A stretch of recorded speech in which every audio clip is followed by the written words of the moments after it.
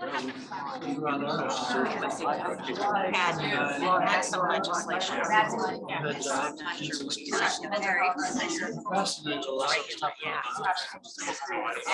She wants to be judge. I know. I am. I am. Nice to meet you. In the house.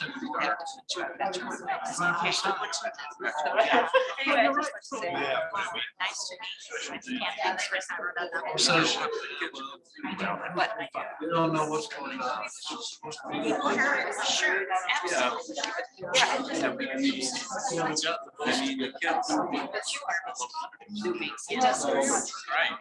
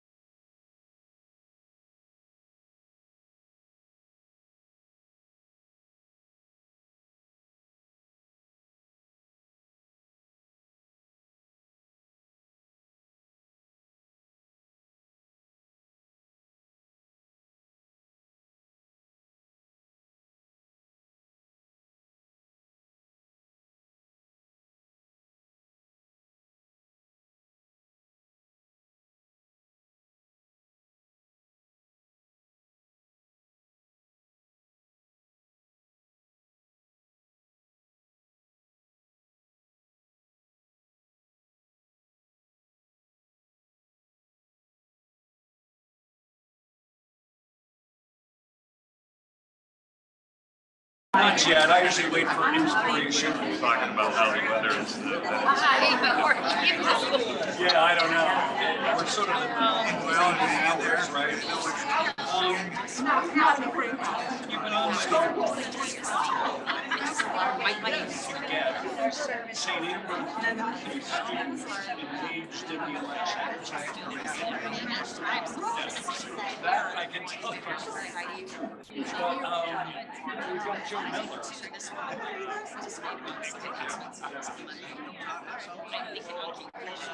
it turns out, I'm that representative. But, what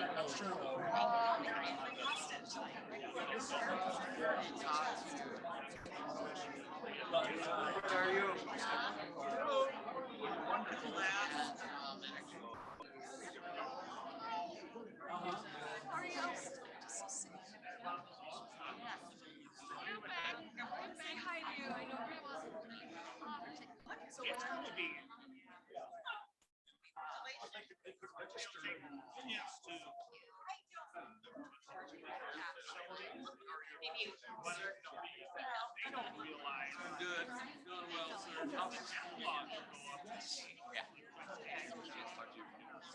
Yeah, we're in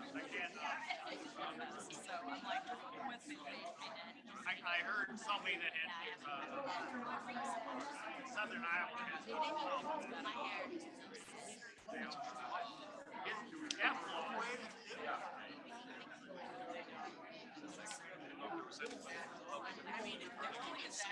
that when she's barreling, but I guess they can't have gestation rates. And so, like single dogs like that, kill each other. Like I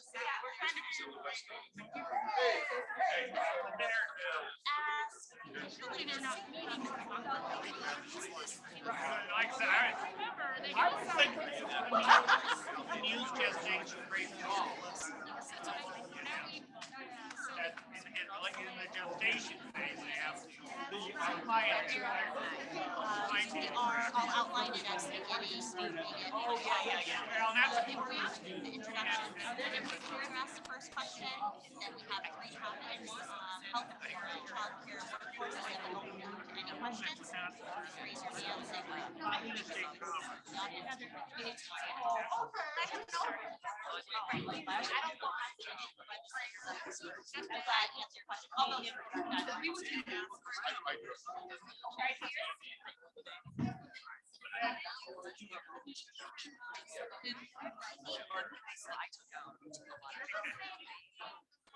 Okay, we are going to get started with our legislative.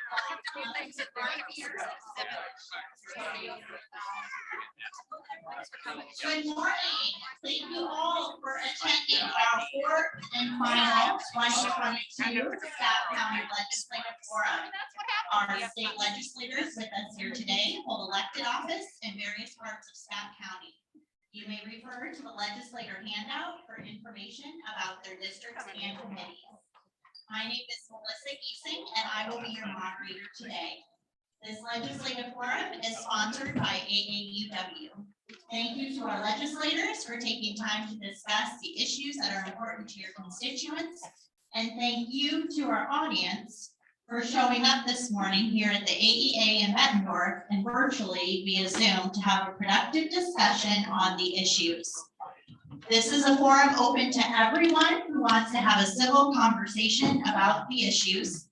We expect a robust discussion and we expect respect and civility. We are here to learn and exchange ideas. Please, no booing or clapping during the forum. Now, a little bit about today's format, and for some of you who've been to all of these forums, you can probably recite these with me. Each legislator will have 2 minutes to introduce themselves. Our sponsor, AAUW, will ask the first question. Each legislator will have 1 minute to respond. After that, I will call on members of this audience to ask your questions. We will be asking questions by topic, and these are the topics we will cover, with the first topic being introduced by our sponsor: healthcare, childcare, and workforce. And after that, we will open it up to any other questions on any topic from the audience.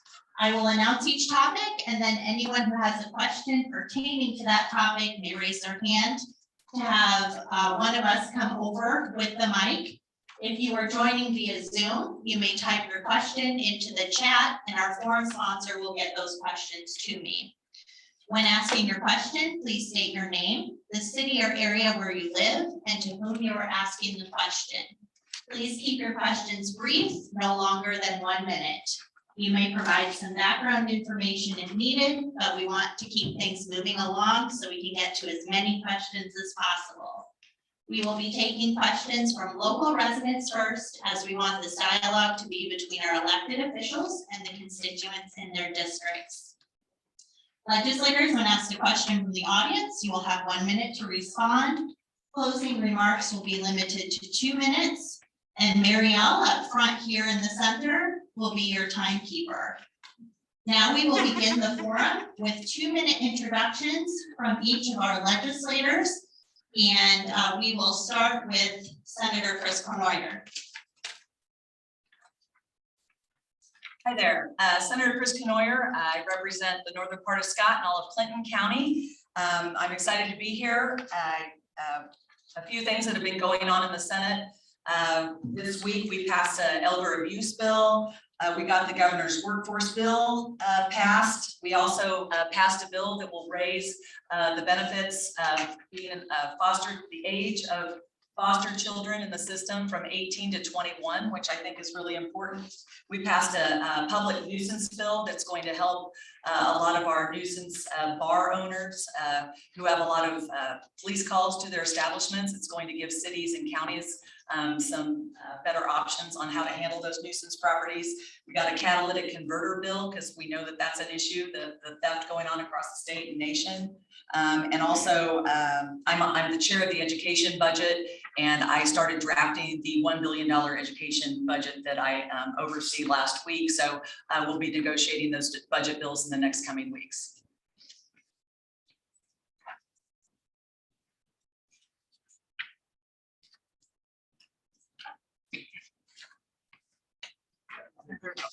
Good morning. I'm State Representative Cindy Winkler.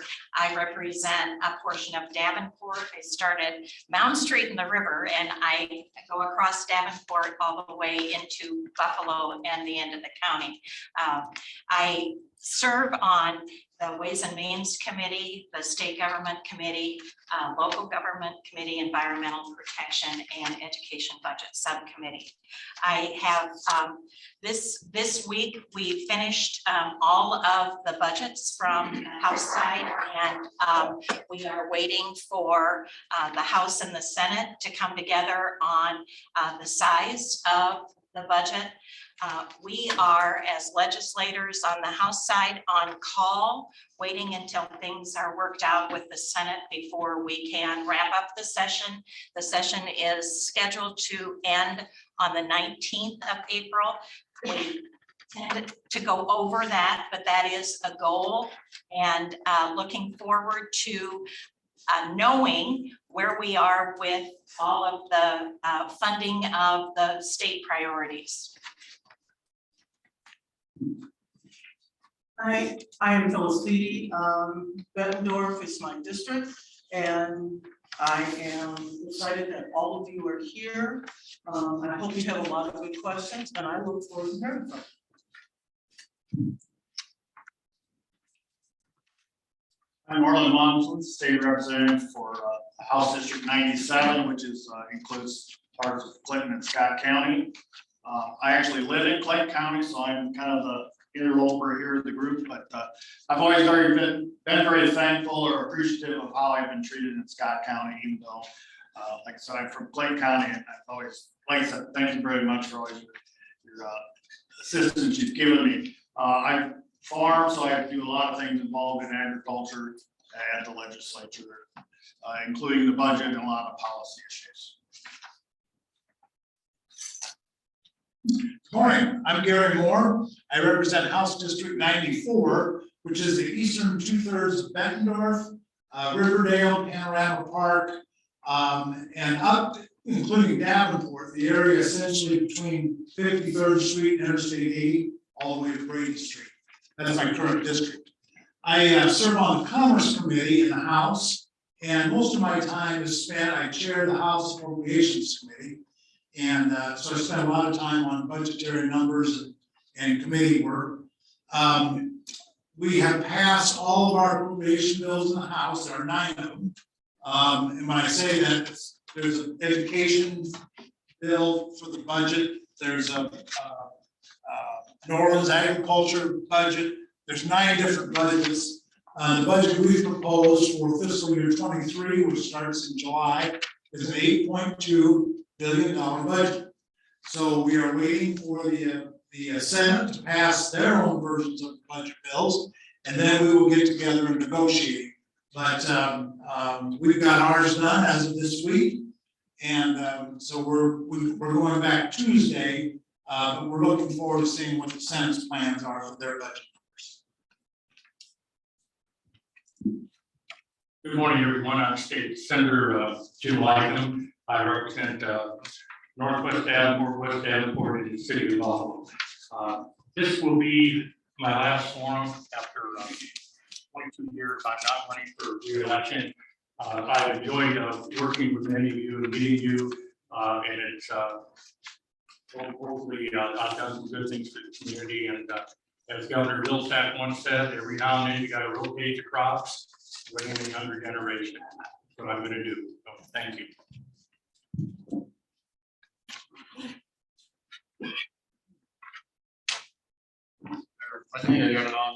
Good morning, I'm Representative Ross House District 92, which is quite a bit of Scott County, goes over to Eldridge, and then I have 4 precincts down.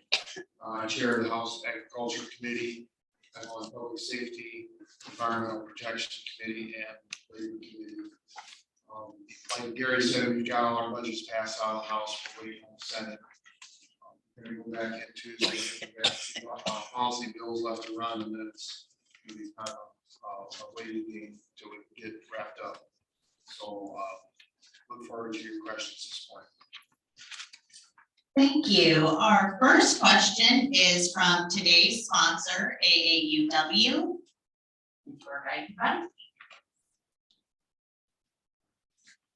Iowa's maternal health statistics are alarming, and it's good to see legislation to encourage assistance for pregnant Iowans in need of support. Some of the good items in this bill include parenting education and support services for up to 1 year following a child's birth, expands Medicaid postpartum coverage for up to a year following birth, and maternal items including but not limited to cribs, car seats, clothing, formula, and diapers. We have a 2-part question. Do you support this bill to support and expand maternal health care in Iowa? Reply yes or no. And would you support an amendment to the legislation to remove references to abortion and prohibit providers from using taxpayer dollars to promote religious beliefs to service recipients, require religious practices to receive services, or discriminate based on religious beliefs? Okay, and we, this is Senate File 2381, isn't it? Just to clarify for everyone up there. We'll start with Representative Austin and work our way down the other way here. Okay, well, I'll be honest, I don't know a whole lot about the bill. This is a Senate file. There's no companion in the House. The Senate just passed it and sent it over to the House, and I believe on Thursday, the subcommittee was assigned, so they haven't even had a subcommittee in the House yet. So we'll have to get it through subcommittee and committee before it comes to the floor. I looked at it a little bit this morning. I do support the bill, the first question, and lead on the second part, I would not support that part. Your second question. Well, I support evidence-based, medically accurate services and expanded Medicare coverage. But I vote against the new program that is a track record of abuse and does nothing to prevent unintended pregnancies. As far as the amendment, in my career, I've been burned a couple of times by telling the group that I'd support an amendment, and then all of a sudden, a whole bunch of other things get put in that I couldn't support, and then they said, well, why do you know, say you were gonna support it, so I'm gonna wait till I get to read that whole amendment and what all is in it before I comment on that. Thank you.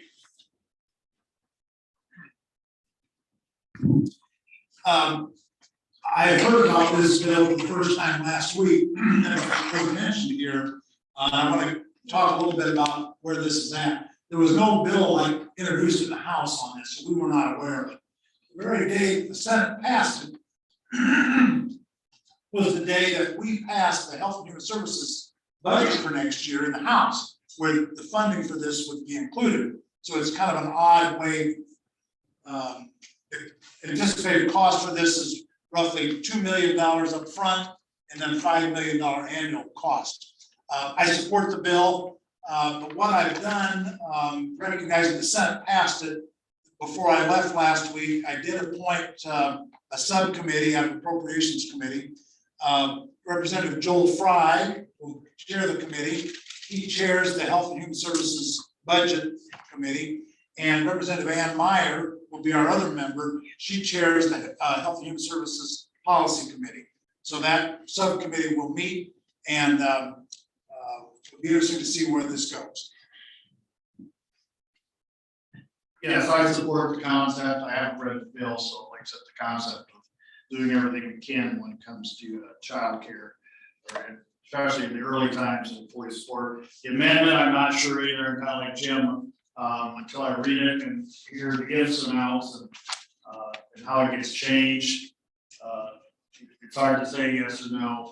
And I kind of, well, I don't know, Gary really didn't say I was concerned, but since our budgets are through, and I know our health and human services budget, how much work went into that, and all of a sudden throw another appropriation at it.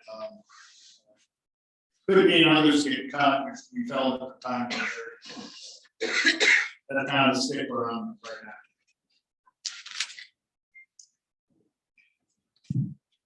I'm gonna kind of agree with what everyone has said already.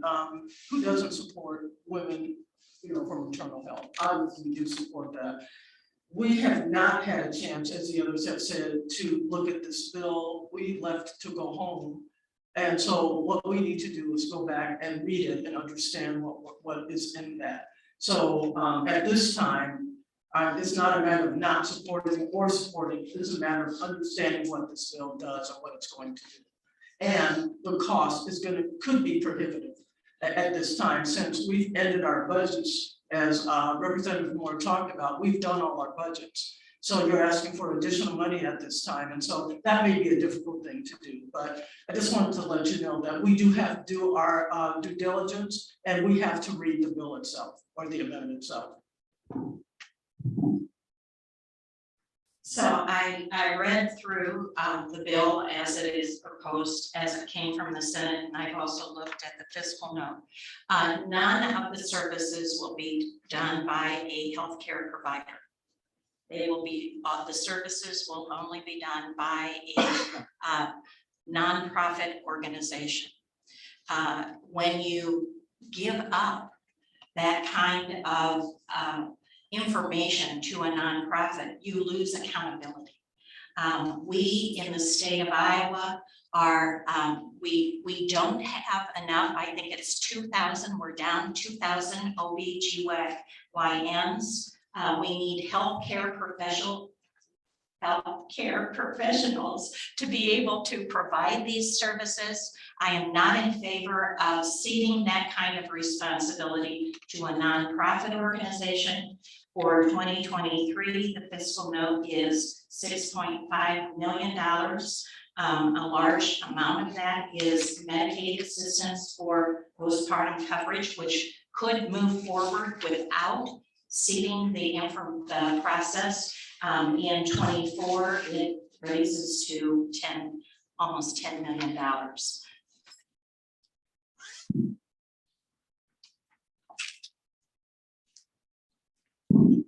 Thank you for the question. This bill did come up in the Senate on Tuesday, and I voted for it, and I spoke on the floor in support of it. I think it's a wonderful bill.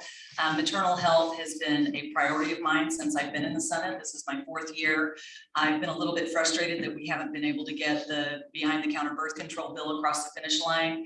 And I've talked with my colleagues about doing something to support maternal health, support women that are in crisis pregnancies, unplanned pregnancies, not only support them through the pregnancy, but through the birth, and then also beyond in their postpartum time. So the second part of the bill that expands Medicaid coverage from 60 days to 12 months, I think is vitally important. Sometimes when a woman experiences postpartum depression, it doesn't reveal itself within those first 60 days. So expanding it to 12 months, I think, is really, really important. And when we did the fiscal note on it, we found that let's see, what's the appropriation? $5.58 million that it would take to expand it to 12 months actually saves money in the long run, because you know that if you don't address those issues early on, the problems get more intense and more expensive later on. So it's good for mom and baby to have that coverage and that support for the first 12 months. The first part is creating that nonprofit that creates a fund that support services defined as non-medical services that promote childbirth and provide information, counseling, and support services to assist pregnant women to choose childbirth and make informed decisions. So like you mentioned, it provides nutritional services, education, housing assistance, childcare assistance, employment assistance, parenting education, and postnatal support, breastfeeding consultations, and material items like you mentioned. So I think it is a fantastic bill. I've been working with the Department of Public Health, Kelly Garcia, who's our director of DHS and the Department of Public Health. We went to the University of Iowa and spoke with the professor who has been studying maternal health for the last 5 years to get those recommendations on how we can support women throughout their pregnancies, because we know that those first 5 years are so important in a child's life, and we want to make sure that the mother is getting the support she needs to choose childbirth. I want to mention too, you mentioned Time's abortion. up. Sorry about that. We can come back. We'll have more questions on healthcare. You mentioned abortion, and the only time it is mentioned in the bill is that we are seeking to prevent abortion. So providing those services to prevent abortion. Thank you. Any other questions on healthcare?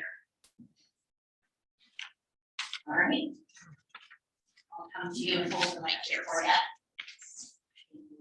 My name is Chris Green. I'm a retired teacher from, I live north of Long Grove. I spoke to you in the past about water quality. I'm speaking about a personal issue, and this has to do with health. Do you have a certain legislator? Mr. Momsen. Okay. Mr. Momsen is my legislator. When I came to you, it was in 2019. I think it was shortly after my husband died. 65 years old, glioblastoma 4, a cancer that supposedly hits 1 in 100,000, which puts it pretty rare.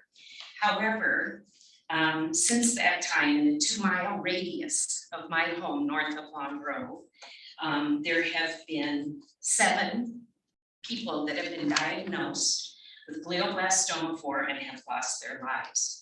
40 years old, my husband was 65, 64, 70, 63, a 40-year-old woman with 2 small children that lived 1/4 of a mile away from us. I also have recorded, and this isn't all of them because people have other care that they are, but I'm up to 12 in our vicinity of Bettendorf, Davenport, Long Grove, and so on. We passed, or we said in a vote, a constitutional change when the next penny tax would be offered. The 2 things looking for in this disease is solvents. My husband worked at Arconic Alcoa for 38 years, and they are working on this as well, but also pesticides, herbicides, and water quality. Every day you could look, but 1 in 100,000. And we have, in just this short time since 2017, I've recorded, the last one was February 1st from Bettendorf, 38 years old. it is a disease, there's something wrong. And putting it off and saying we can't do it is not making a difference here. And I know that we're working on cover crops. I know we're working on nitrogen retention. I know we're doing all those things. I live in the middle of a farm field. But something needs to be quickly done if this is gonna be, because thousands of dollars have been spent, and that seems to be where the funnel is going, those two different things. It's changed my life's trajectory, which everything can do that. But at 66 now, I didn't think I'd be the only grandparent for 7 children. And that makes a big difference in what you do. It makes a big difference in your job choices, what you do in retirement. So what I'm asking you is to put it on the front of the burner, because just reading the obituaries and knowing these people are how I know those names. So I'm asking you, what are you going to do about this? And especially in a year where we have lots of money, how can we get that tax or do something to get going on this? Because it is affecting, and it might affect your family. December 9, 2017, I didn't think I'd see a 65-year-old man not know how to clean a chair. And on the 14th, be diagnosed with stage 4 glioblastoma. So my question to you is, what can you do to move these issues forward that affect the health and welfare of people living in your constituency? Thank you. Well, first off, we've been doing things for a long time in that regard. And a couple years ago, we actually passed a number of quality bill. I believe it was in 14 when the water quality initiative began, and then it was 2 years ago, we passed Senate File 512, which was created a dedicated funding stream for water quality issues. So massive things have been done, plus also, I know in my budget, there's millions of dollars directly towards water quality projects. So things have been happening all along, and funding has been increasing.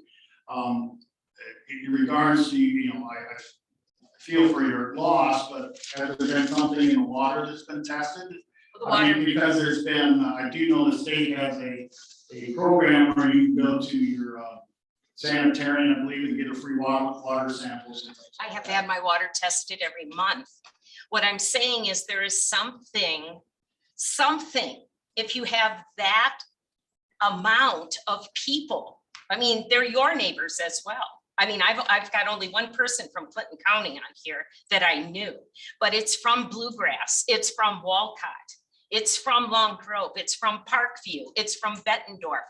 We are talking about what I would say is 1 in 100,000. I mean, there aren't 100,000 people living in this 2-mile radius where we have a 62, 65, 65, 70, 65 and a 40-year-old die from 2017 to 2020 of the same disease. That's what I'm saying. I know you're doing things. I've read the things that the Paustians are doing with water and so on over in Walcott. I'm thrilled with it, but I don't think you're moving fast enough. And when you say millions, be specific, Mr. Monson. Be specific, please. What things can we do to change this trajectory? We are. Does anyone else want to chime in on this? And maybe there's a follow-up there.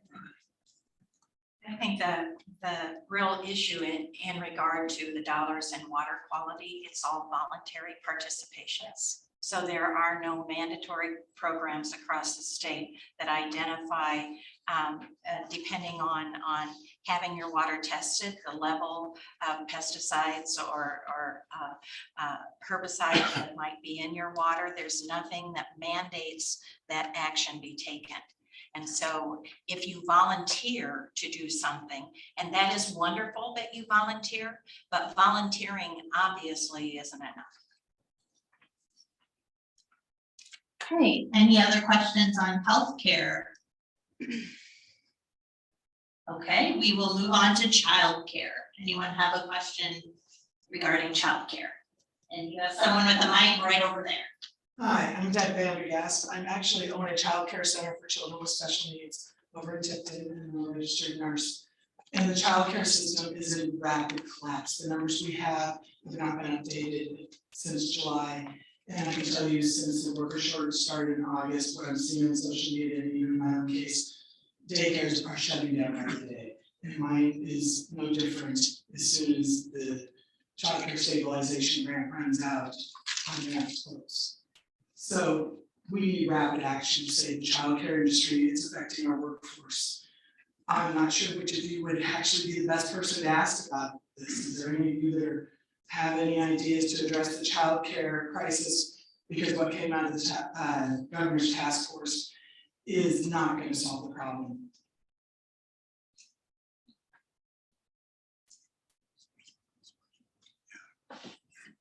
All right, we'll do it, Cindy. I'll take a stab at this.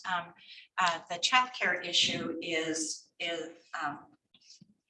one of those things with multiple fronts. First of all, childcare workers are paid on the average of only $8.80 an hour.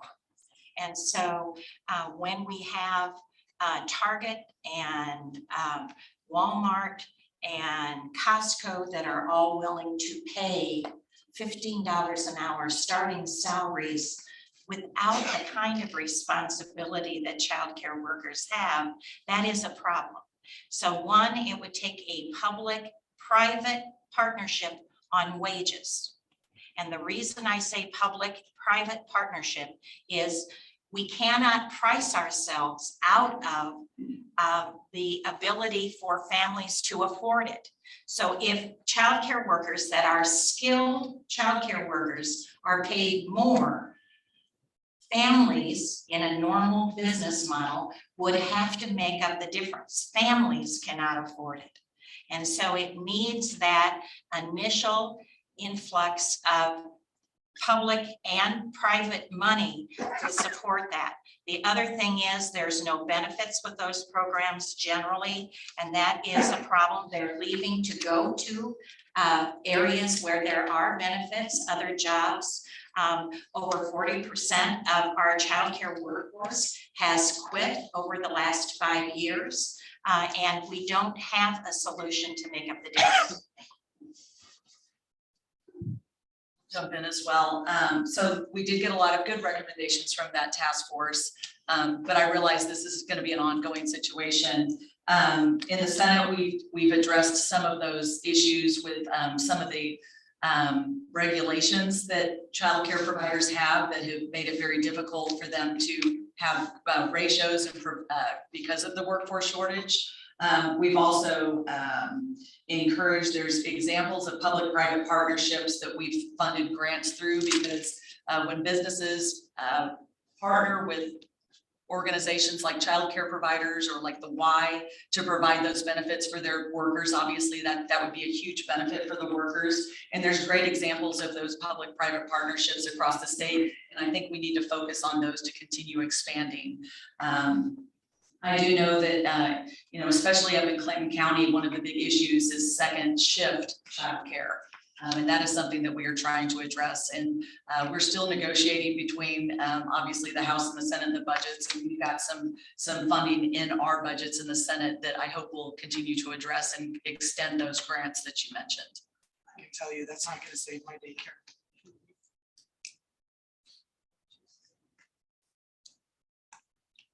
Okay, any other questions on childcare? Then we'll move on to workforce. Any questions regarding workforce?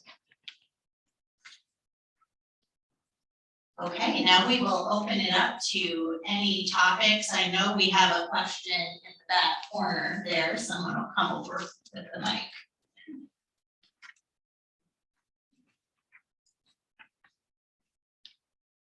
Hi, good morning. I'm Mike Pace. And it seems as, and I'm talking not to Cindy, but I'm actually talking to you specifically because you're part of this. AEA has, well, right now there are 2 bills that are coming. One of them has to do with eliminating downsizing in AEA by 60%. The other bill is giving the private schools the ability to do special education and getting public funds to private schools for special ed. Because right now, private schools don't have the resources and don't really have to take a special ed student, so they're all in the public school system. So now you are taking public funds, putting them into a private school, which are mostly run by churches, eliminating downsizing the AEA by 60%. That's a huge problem. And the argument that you're stating is that the AEA workers can go and do this by virtual. And the problem with that is that the AEA workers are extra eyes for the teachers. And I'm going to give you 2 examples. Example number 1, there is currently a student in Burlington. I believe she's a sophomore, but she could be a junior. 6th grade, she could not talk. 6th grade, she cannot talk. She had to talk to a puppet.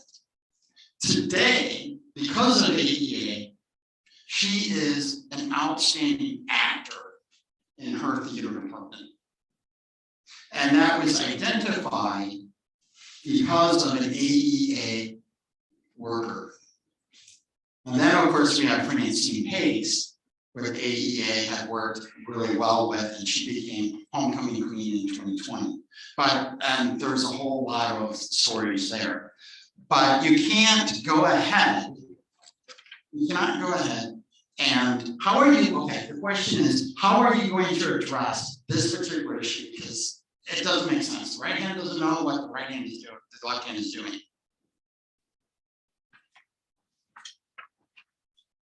I don't. Who did you want? Did you want a specific legislator to answer? Just anyone? Well, I know that Cindy, that you're in the education committee, right? But it seems though that Chris Conyer is a staunch Republican, and that this is really Kim Reynolds doing, I think. Okay, so we'll kind of cut the commentary. Chris Croyer, if you wanna answer, and then if anyone else wants to chime in too. Sure, what staunch means, but yeah, so I am on the education committee. I'm also the chair of the education budget. I'm not aware of the bill, if the bill that regards downsizing the AEA, is that in the House? There's nothing like that in the Senate, so I'm not aware of any downsizing of the AEAs. And then I'll address special ed in the private schools. I mean, AEAs provide an extremely valuable service to our schools and our students. There is no way the school districts across the state could afford all of the services that the AEA provides for special ed, hearing services, speech services. There's just no way we could afford that as school districts across the state. There are students with special ed needs in private schools. There's plenty of examples around the schools, and there's a great partnership between the public schools and the private schools, and the AEA is being able to provide those services in private schools. And there is funding associated with that. So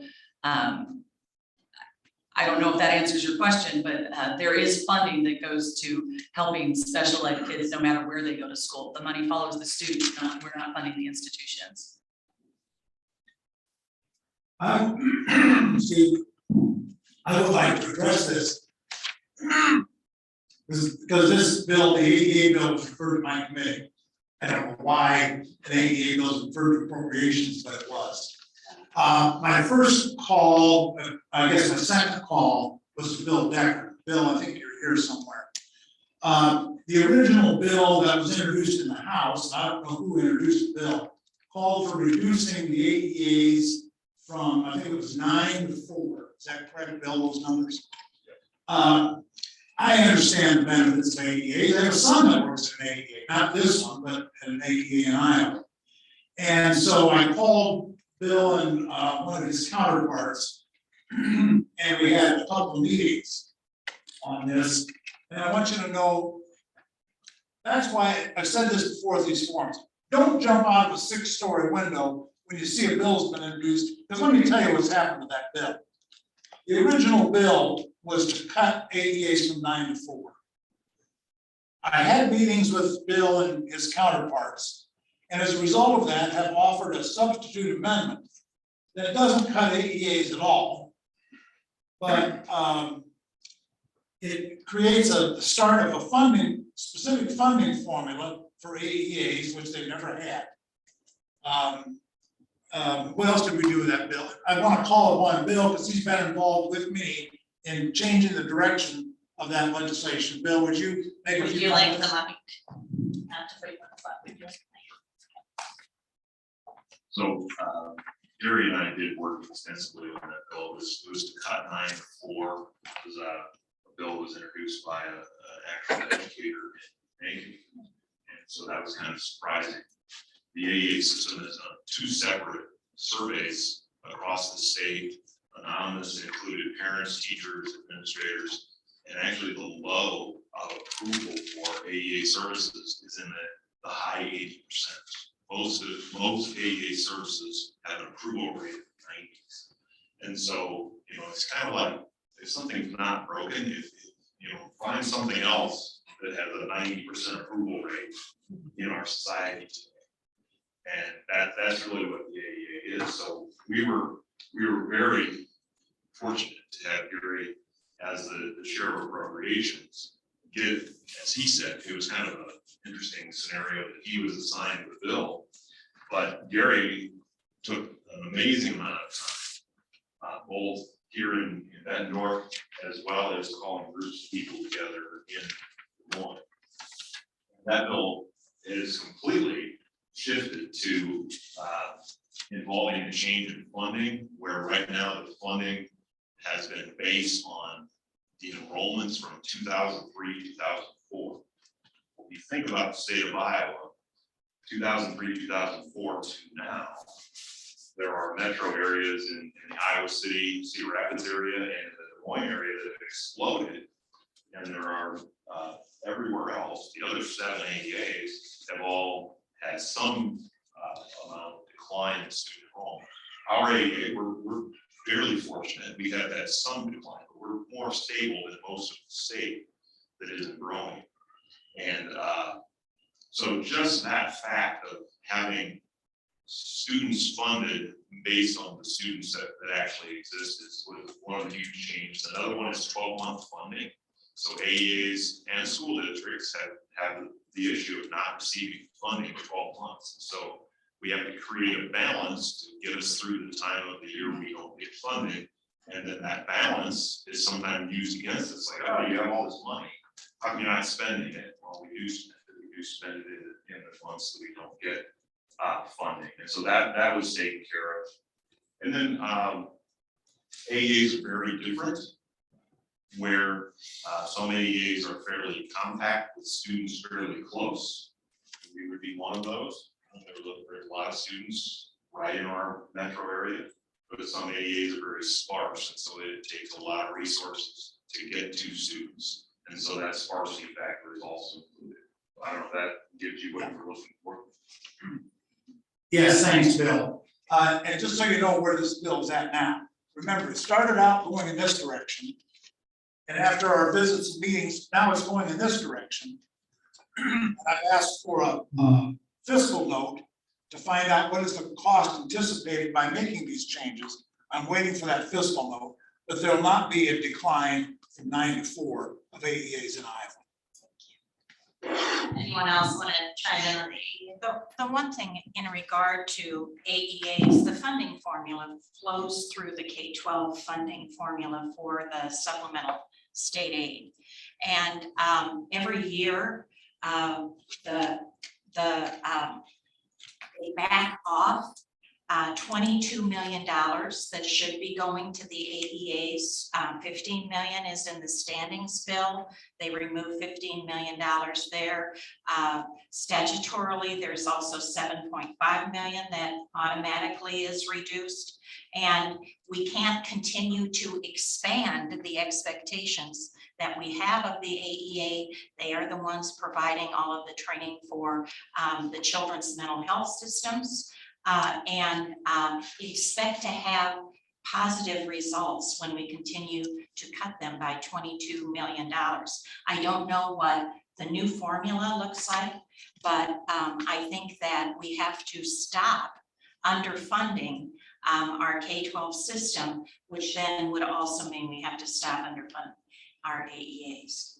And I think, Bill, correct me if I'm wrong, in our proposal, that taking back that 15 or 20 million would stop, because you have your own funding mechanism, as I recall. Well, so what the funding formula that we proposed was to create a more fair distribution of that, but that 15 million doesn't actually come back. No. It is, I think the AEA system, after a decade of kind of trying to fight that battle, has said, let's distribute the funding that we get more equitably and move forward, as opposed to trying to get that back, because that's obviously not happening after a decade of trying. And I want to point out too, that we had a committee and we have a group of people that are looking into that formula. Right now, the formula doesn't include services to pre-K students and also analyzing how the AEA charges for fee. The fees across the state they vary quite a bit. So we're trying to make sure that the people that are working on the committee are supposed to come back to us with recommendations on how we can improve and modernize the formula, and also make sure that we have consistent fees that are being paid for the services as well. Those are three things that I left out because I felt like I was talking too long, but there are Hey, you get one more minute. the other pieces that are included there are what you just described in modifications here today. Funding for pre-K, funding for students served in a private school setting, and one other thing I was thinking. Travel time. Travel time, well, that's the sparsity piece. But anyway, there are many adjustments that make this a better bill and something that's positive for the system. Okay, we'll move on to more questions here. Hi, John Maxwell of Donahue. First of all, I want to thank all of you for serving, for coming tonight or today and being part of it. And I especially want to put a thank you out to Jim and Ross as they are retiring. Thank you for serving for the many years, and we really appreciate everything you've done. As the session comes to close, I have a general question. What are the one or two things that you're most proud of this year that you accomplished? And we can just go down the line, and it can be fairly quick, or you can talk a little bit more about it. But I think that would be a highlight reel for all of us. Thank you. Thanks, we can start wherever you want, but everyone can take a minute. Chime in however you'd like. I'll go first. I'm really proud of that mom's bill, the maternal health bill. I hope that we can get it across the finish line this year, but I think that is a great start. It's certainly not the end of the conversation, but I think it's a great start to continue to expand and address maternal health in Iowa. I'm also very excited about our tax bill that we got done that will bring Iowa down to a 3.9% flat tax, which I think sets us up to completely eliminate the state income tax. And we have also eliminated the retirement income tax, and I think that that's going to be a good thing for Iowans.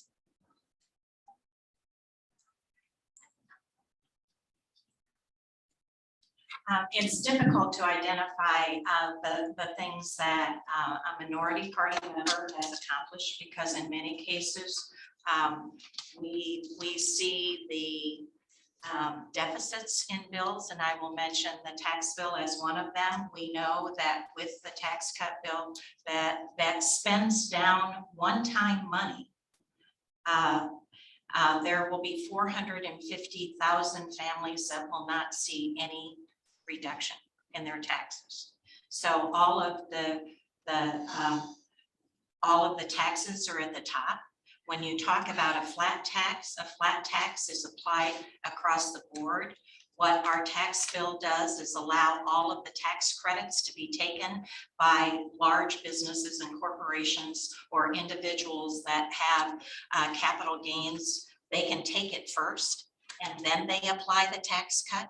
And so that flat tax is not really a flat tax. And we need to be aware of what spending one-time money will do to our budget down the year, in 2024. We're already identifying that our revenue in 2024 is going to be 2.1% lower than our revenue in 23.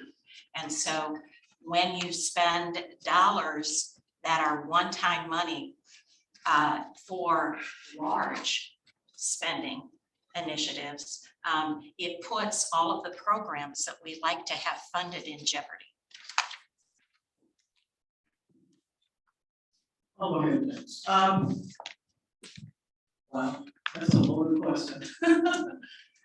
I'm gonna say it this way. When we end the session and we don't do any more harm to education, that'll be a proud day. No vouchers. No more trying to jail librarians or teachers. When we stop all of this nonsense, that'll be a proud day. What I'm most proud of is some of the stuff I helped kill behind the scenes that you never hear about, doesn't make the headlines. That's one of my most important jobs as the legislature, is keeping that stuff out of the code book. Probably the other thing is, I'm sure some of you read about it, the housing issue with the DNR. I think I worked out a compromise between the two groups. Neither one of them is happy, but I think they understand, and plus I think it's a good compromise at the end from where we started. Basically a year ago that issue popped up on my radar. And so like I said, at the end of the day, I think that's what I'm most proud of. It's how I got that worked out between the groups. Well, I'm proud about a lot of things that we did this year. One is, we put together a responsible budget of $8.2 billion for next year.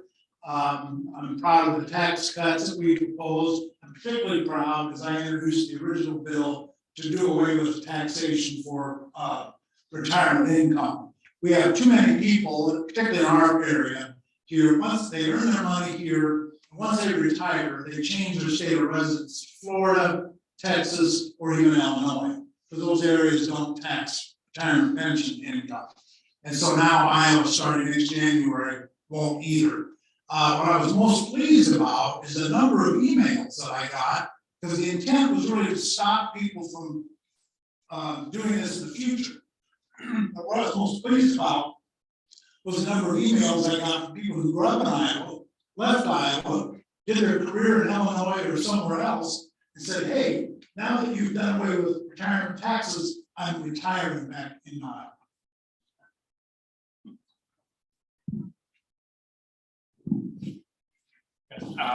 I was very proud to support the elder abuse bill in the Senate. So our seniors can live out their retirement in peace the way they should. I would just mention a couple things. One is the tax bill that Chris and Gary talked about, especially the part about the ending the state tax on retirees.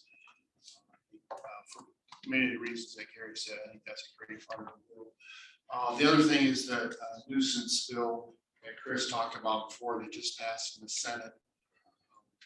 I started that bill in the House, ran it through the Public Safety Committee, and then on the floor. That was a request from the city of Davenport a few years ago. There's a problem bar downtown where they had gunshots and all sorts of violence, and city had trouble getting it shut down because it has to go through the liquor license through the state and so on. And so this bill, I think, will keep things safer, give the cities shut down some of these nuisance bars. That just passed the Senate with some changes I was fine with, working with Senator Smith. Chris ran it on the floor in the Senate, now it comes over to us, so I think next week we'll pass that one and send it down to the governor. Yes, this actually goes to Representative Moore, but thank you for all the representatives. My name is Nikhil Walker, I'm the president of the Pleasant Valley School Board. And it's a pretty simple question. I know we're towards the end of the legislative session. Vouchers are still in play. It's already been mentioned. And being head of the school district in this area, this is particularly interested with me, is the representatives, including you, Representative Moore, are you in any way, shape, or form going to support any voucher program in this state? And before you answer that, Representative Thiede, I really thank you for your comments that you made regarding this session and regarding education. Thank you. Well, the governor proposed early in the session an omnibus bill that included educational savings accounts. And I think I've been very public here in that I oppose the governor's proposal on educational savings accounts. Here's what it does. We, the legislature, appropriate roughly $7,500 to educate a public school child in the state of Iowa. Governor's proposal was that a student who decides not to use our community here, a student who's going to Bettendorf, Pleasant Valley, got a frog today, that transfers to Assumption. We just go from Bettendorf to Pleasant Valley to Assumption. $5,000 of that $7,500 would follow the student to go to Assumption. Now, I'm in favor of school choice, but the rest of her funding proposal said that the remaining $2,500, whatever it is, between the $5,000 and the $7,500 would go to some small rural school district of less than 500 students somewhere else in the state of Iowa. We don't have those in Scott County. I'm out of time here, but I've got to finish this thought. That makes no sense to me. Why? Because a kid from Bettendorf goes to Assumption, it's like a Monopoly game. Kid from Assumption, or Pleasant Valley to Bettendorf goes to Assumption, $2,500 goes to Ringgold County. Again, I can't support that funding mechanism. Okay, next legislator to chime in. I just want to say one other thing. So you guys are aware of it. We actually we support all children no matter where they go, and I'll tell you how we do that. We do that in the form of transportation, okay? We give books, support for books, and support for computers. No matter what school you go to, there are monies allocated for those three things that I talked to you about. And that's important for you to know that, so you understand that is unnecessary, it is not necessary for these vouchers to be put in play. This is about profit. One single thing, a non-public school coming here for profit. Now, the only way they can be profitable is to take those dollars away from the public school system. Now, again, I just said, we support the students with those three things. We actually, and we've been doing that, okay? Because we believe all children need to learn in the same manner. And they all need to have transportation, books, and technology. One of the other things that we have for families that choose to go to private schools are the school tuition organizations. So there's a $20 million allocation in a tax credit. The tax credit is a 65% tax credit for donating to a private school foundation. then those private school foundations distribute those dollars to offset tuition costs for low-income individuals.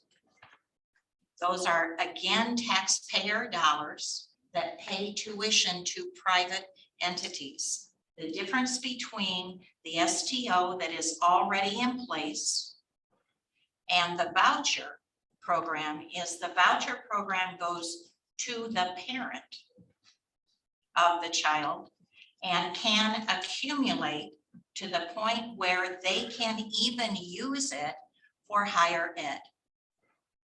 And so we are creating these savings accounts, truly savings accounts, for only those individuals who choose to go to private schools.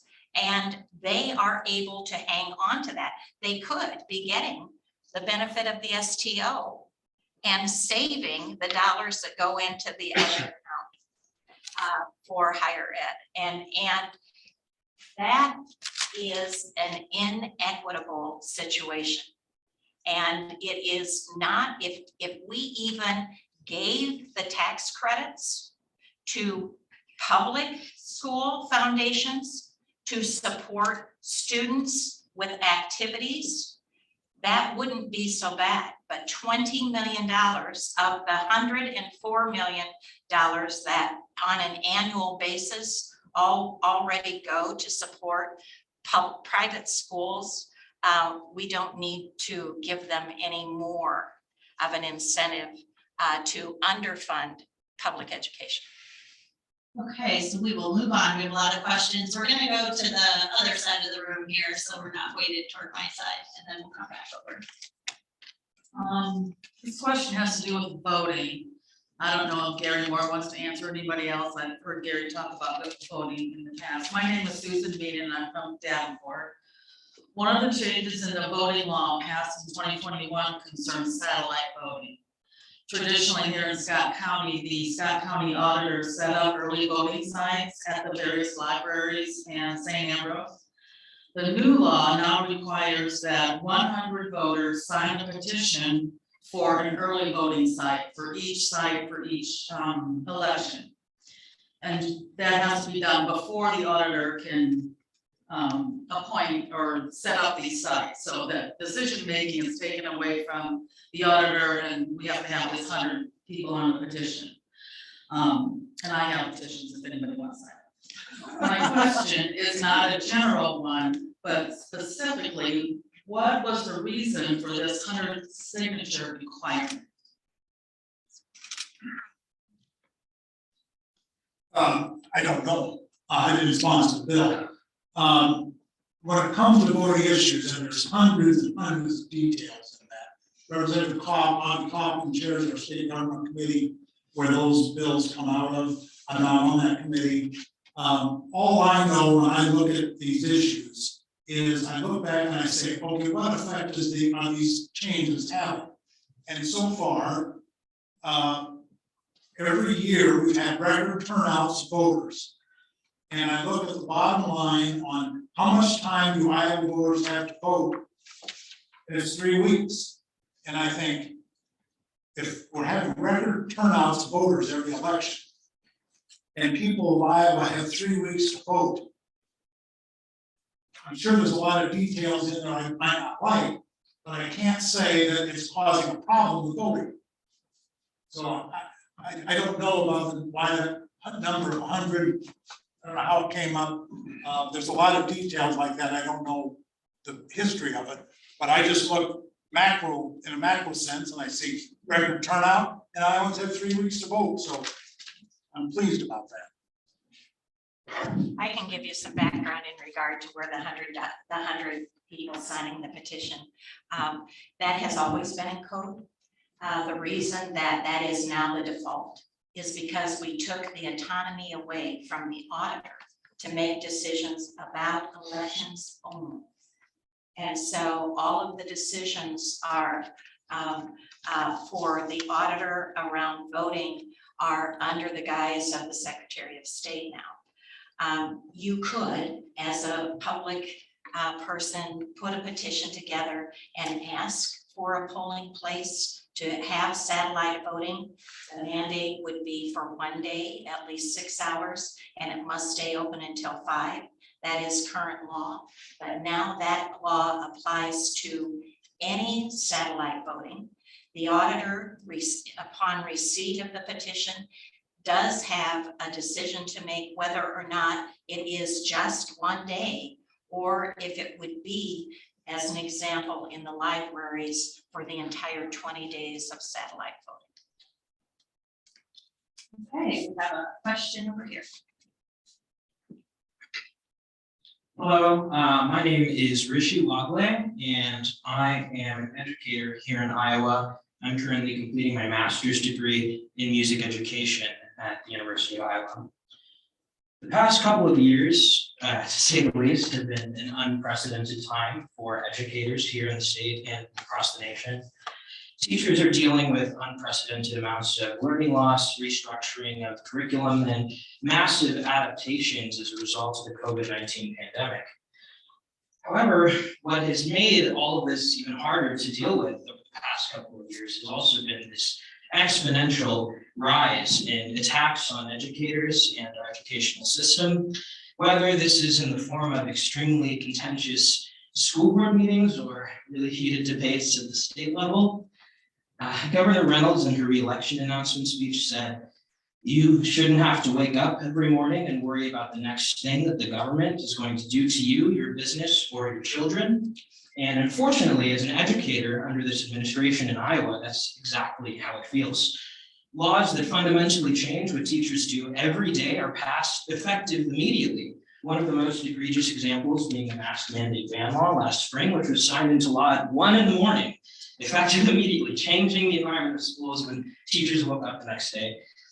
All of this has created an environment in Iowa schools where teachers feel constantly on edge about what conflicts they might be caught up in, what new law will be passed, or what aspect of their curriculum will become the next hot topic at a school board meeting. As a result, many young educators such as myself, who, even though I've grown up here in Iowa in Scott County and have lived my life here up until this point, I don't have a wife yet, I don't have children. I'm considering leaving Iowa and bringing my teaching skills to other states. And I know that other young educators are feeling very similarly. And a one-time $1,000 bonus, while fine as a short-term thank you, will not prevent the root cause of this issue, which is that educators right now are feeling drained and they feel a lack of trust in what's going on at the state level. So my question to you is, what are you going to fix this? What are you going to do to fix this contentious and draining working environment for our teachers? And how are you going to prevent young educators such as myself from leaving the state? And I'd specifically love to hear from Senator Knoyer, given your role in education committees. And I'd also like to hear from Representative Munson, given your introduction of the cameras in classrooms bill. And I agree with you more that we shouldn't just, jump out of, I'm not sure exactly phrasing you use, but jump out a window and hear things like that. But even though that bill is long dead, even the introduction does damage to the psyche of educators. So I'd love to hear. Thank you, Rishi. I'm so glad to hear that you're going into education. You're so talented. Rishi graduated with my oldest son, so I know all about his talents.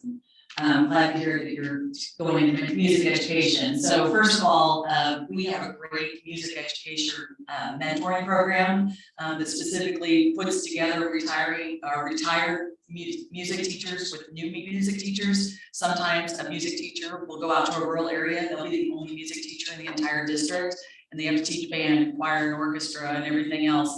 So that mentoring program is funded through my education budget, and I'm really proud of it, and I think it's doing great things. But I actually spoke to a group of students at University of Northern Iowa, Iowa State, and University of Iowa, and these were all students that are going into education in Iowa specifically to teach STEM. And I spoke to, I think there were 160 students yesterday, and I told them that they are appreciated. They are important, so the work that they're doing is important, and we want them to stay in the state of Iowa.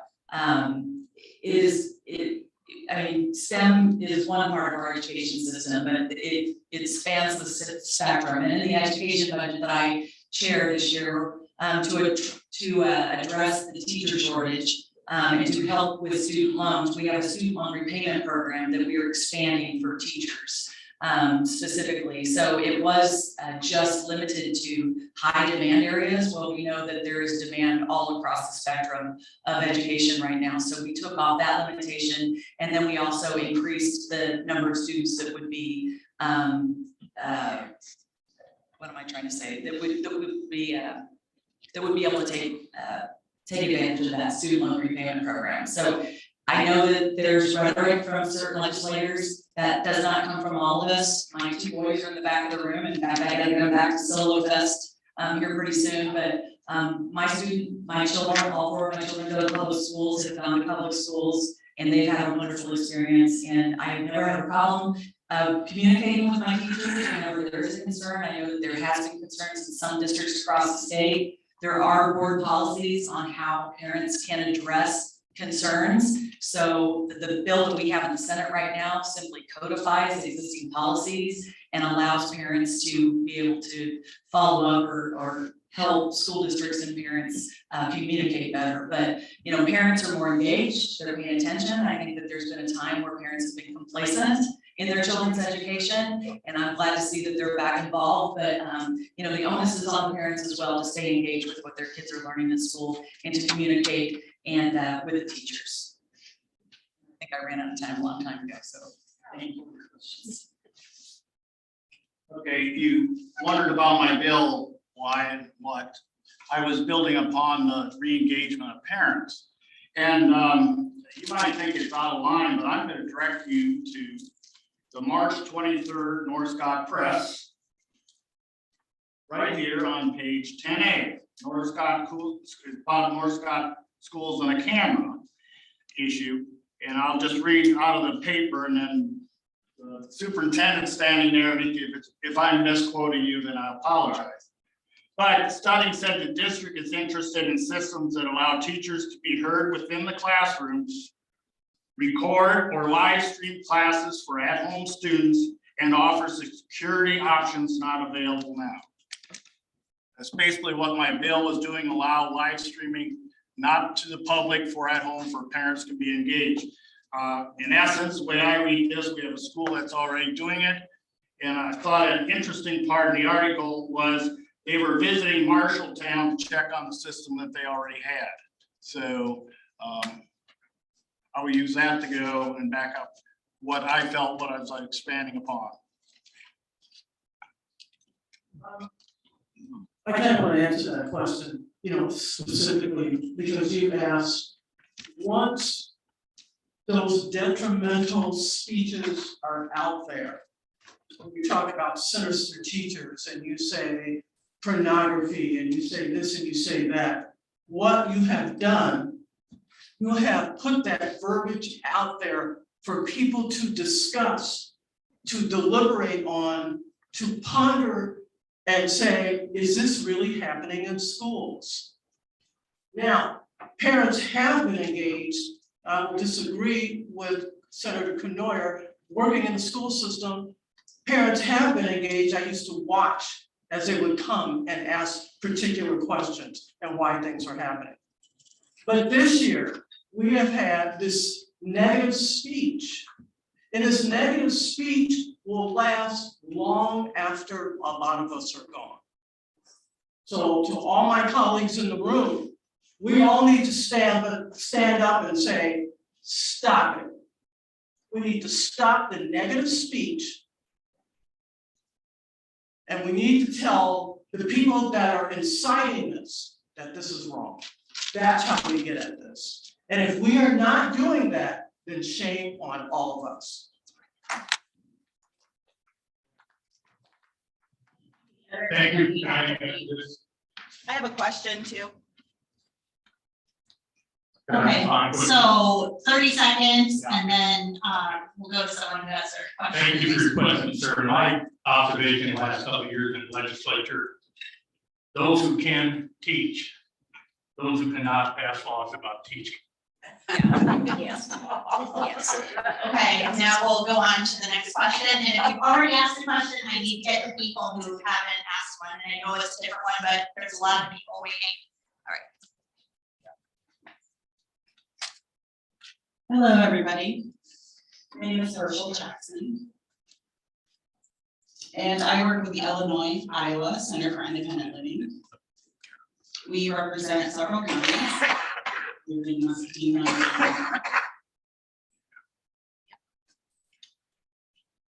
I'm here today on behalf of the Iowa Association of the Deaf and the Deaf Communities in Illinois and Iowa.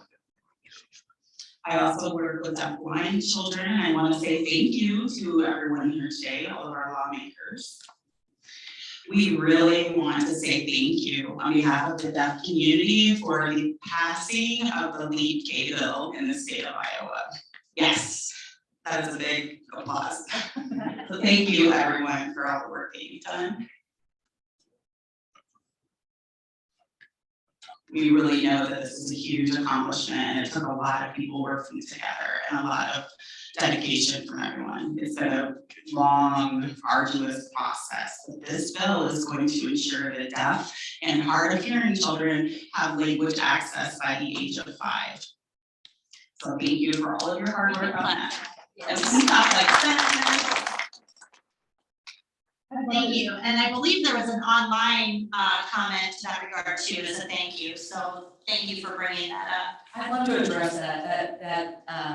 Yeah, and you're 1 minute, and then I know you have to go, so we'll let that be part of your closing. That appropriation is in my education budget, so I can tell you that that will be in the education budget. It's not only great for the education of our deaf students, but it also creates a mentoring program because a lot of parents with deaf children have no experience and it's untested waters for them. So the mentoring program that puts these deaf parents in touch with other parents who have already gone through the process and have experienced it, I think is a really valuable part of this bill, and I'm very proud of that, so thank you. And I have 2 boys in the back of the room that have to get back to Davenport West to the band solo fest. So I'm sorry I have to leave a little bit early, but if anybody wants to follow up on any questions, please feel free to reach out to me. I appreciate that. Sir, it's your organization that needs to be thanked, because they came to me out at the farm and really explained it to me and how important it is. So I'd like to thank, like I said, it's really bad. It wasn't us, it was you. Good morning. I'm Kathleen from Dr. Mary Kathleen from Democratic's candidate for state senate district 47. I really thank you, Representative Feedy, for bringing up the idea of how we might have suffered trauma during the last 2 years and that we need support. I see education as a 3-legged stool where all members have to be balanced between the student, the parent, and the educator, the education system, not only teachers, but everyone else involved. And I'd like to ask, if I would have asked Ms. Lenore, but I'm going to ask Sydney Winkler to tell us, what do you think that the state will be doing in the next 2 years? Not just for helping us to get back to on reading, what will we be doing for the mental health and the social services within schools that is necessary to help the 3 partners to recover from the trauma and to go forward supporting one another. We certainly shouldn't be tearing down any members of the team, right? Because that's not helpful. But what are we doing going forward? Real dollars, real investment, and real bills that will come forward that will help us to improve the social services and the structures in schools to help our students. Although we tried to amend budgets that would include additional dollars for the mental health system, the only dollars that we have for children's mental health are provided to the AEA for training. Many of the school districts are looking at adding social workers, adding mental health professionals to for services with their buildings, but there are no dollars in addition to what is currently appropriated to address that. Hello, everyone. I'm Allison Ambrose, and I am the proud mother of 3 productive members of society who went through Iowa public education. So I'm curious about this voucher thing. I know you only have about 10 days left. What is going to happen? How is this going to play out? And why should me as a tax-paying citizen of Iowa feel good about this bill if this voucher thing comes to be? And that's for anybody. Let's have that. I hope we get to the end of the session, we haven't passed this thing. I've been very clear, last year this issue came up, the governor proposed it, and I said at that time I was in favor of it. The public forum in February and forum in March, I've said it again, I wasn't for it. We aren't even close on enough votes in the House. Now, you're not home free until we adjourn. And so, if they put it on some bill, attach that to some bill that 15 or 20 current no votes say, I gotta have that bill, so they'll just vote for that amendment on it too. I don't really see that happening, but I'm ready for the session to be over. This is my last session. That's one thing I'll come home and say, I did not support that thing. Okay, I have a question here. My name is Mary Johansson. I'm from Davenport, West End. This is directed to Ross Hodgson, because he is in agriculture. This is regards to Proposition 12, California Proposition 12, and the impact it's going to have on the hog industry in Iowa. It's tremendous, and I know they're going to fight it. But if you cannot sell your product to California, what are the hog farmers going to do in Iowa? And Iowa is an agriculture state, people. If you go 5 miles either direction, you are looking into corn or soybeans or CAFOs that support this state financially. And this is a big deal. California Prop 12 is going to impact production of hogs. And how will you find that out? Thanks, Mary. Yeah, that is an issue for Iowa pork producers, of which I am one. Farm raises hogs out by Walket. I think it's currently in the courts. The National Pork Producers Council is leading the fight on behalf of the pork producers around the country. What it does, what this Prop 12 is, they won't buy pork from operations that are using. They won't buy it from people who are using gestation stalls and farrowing crates and that sort of thing.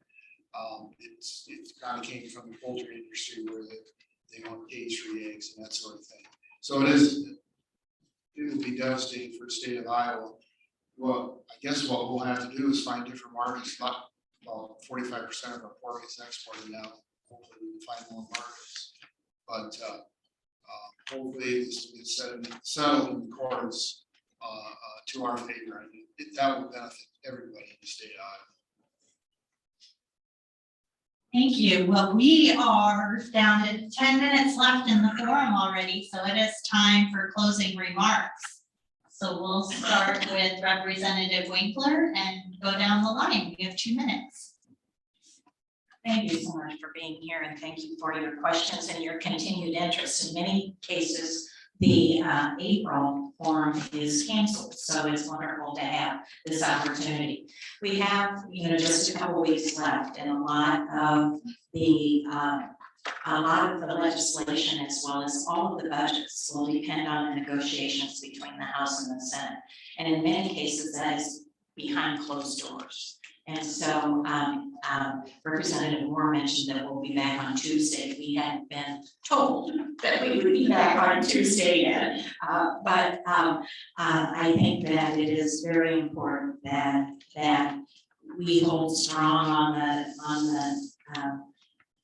the feedback that we received from all of you in regard to the legislation. and hope that we can end the session where we can say we did no more harm.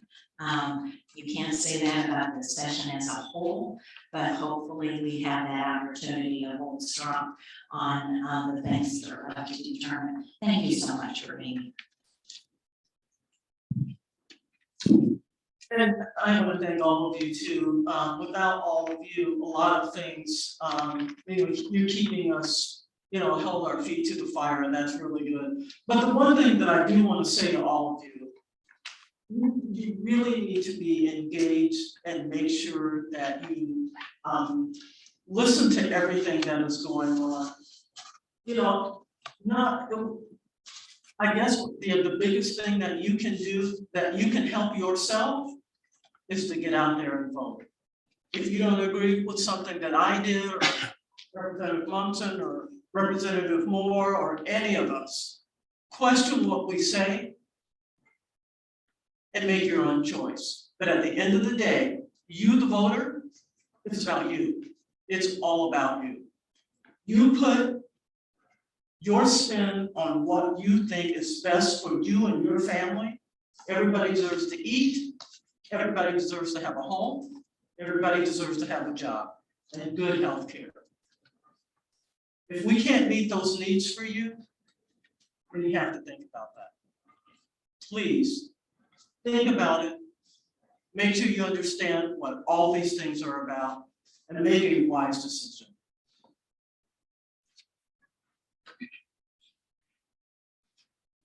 I'd like to thank everybody for coming today too. It's kind of what I always consider the neat part of the process. Sometimes out in Des Moines, you get a little lost until you come back home. As we come towards the end of the session, you still can have a lot of input, especially on the budgets. I think the House budgets have been well put together. You got to thank Gary here for a lot of that.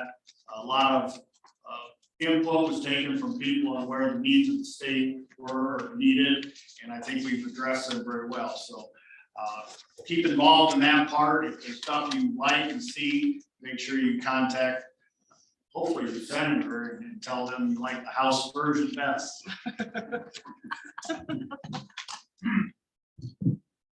Yeah, I want to add my thanks for not only coming here today, but staying in touch with us or me throughout the session. I hear from my constituents. Our districts will change now. The elections in November will have different boundaries. And for example, I've represented a portion of Davenport for the last 6 years, but soon I will no longer represent any part of Davenport. My district will be Bettendorf, Pleasant Valley Township, and the city of Eau Claire. So our boundaries will be changing, but I think it's time for the legislature to adjourn. We, together in the House, we put together, I think, a very responsible budget, moves Iowa forward. We've passed good legislation this year. Some of the legislation you've all been concerned about didn't pass. That's the way the system works. And so thanks again for coming today. We look forward to seeing you in the future. Thank you for all the questions today. And I will be around as senator till December 31st. So if you have any questions or comments, you can reach me by email, by phone, whatever. And I look forward to speaking with many of you. Yeah, I would just thank you all for coming today. Like Jim said, I'll be in office until December 31st. So that's the way to get hold of me is through email. It's kind of nice to come to these forums and have someone ask a question, say their name, and I'll remember. I go, that person emailed me. Now I know. When I go to Des Moines and I say I'm from Scott County, I'm pretty proud of that. So I think we've got a lot done in the 10 years I've been there. Responsible budgeting, tax cuts, and some other good policy too. So Jim, how many forums have you been at? This is probably about 30 for me. So thank you, and good luck to the legislators in the future. And Maggie Tinsman has requested to close with a few words. Before we close, thank you all for participating in our 2022 Scott County Legislative Forums. I wanted to thank, in addition to Maggie Tinsman, the forum committee. We had sponsors, including Quad Cities Chamber, LULAC, NAACP, ISEA, WIN, and AAUW. And our hosts at these forums, the Bettendorf Public Library, LULAC, North Scott High School, and here at AEA in Bettendorf. So thank you to everyone who's been involved with putting these forums on, and I will let Maggie Tinsman have the last word. Thank you very much. I first of all want to thank the legislators.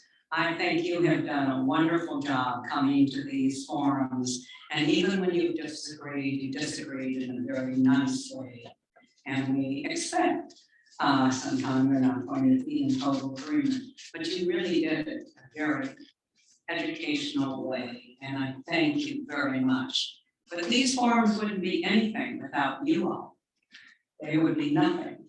And you have been wonderful coming to our 4 forums, and that's what we had in January, February, March, and April. And we hope to do that again next January. But we thank you for your questions and for your understanding and how nicely you ask the questions and not belligerently at all, even though you might be strongly against a particular piece. I know I have been in the past, and I had to kind of just bite my tongue because I had to listen to other responses, and that's what you do in a democracy, and you try to then bring people together. And so I thank you very much. I thank our moderator, who has been our moderator for all 4 forums, and that's important too. But remember, you can still get a hold of your legislators. They're not out of session. They're making important monetary decisions now. So you might want to call them or email them. I really should say email most of the time. I happen to be one of those people that like the telephone. I like to hear the passion in their voice. But otherwise, I think they really probably prefer the email. So thank you again all for not only the legislators for doing such a superb job of representing us in Scott County. Sometimes I've told people, I know Johnson County and sometimes Polk County think, you know, Eastern Iowa, Cedar Rapids. And I said, you know, we have another large community 60 miles east of Cedar Rapids, and we call that Eastern Iowa. You're almost central. So we thank you all for representing us and for you all taking your time to be here to make this important, not only for them, but for yourself. Thank you.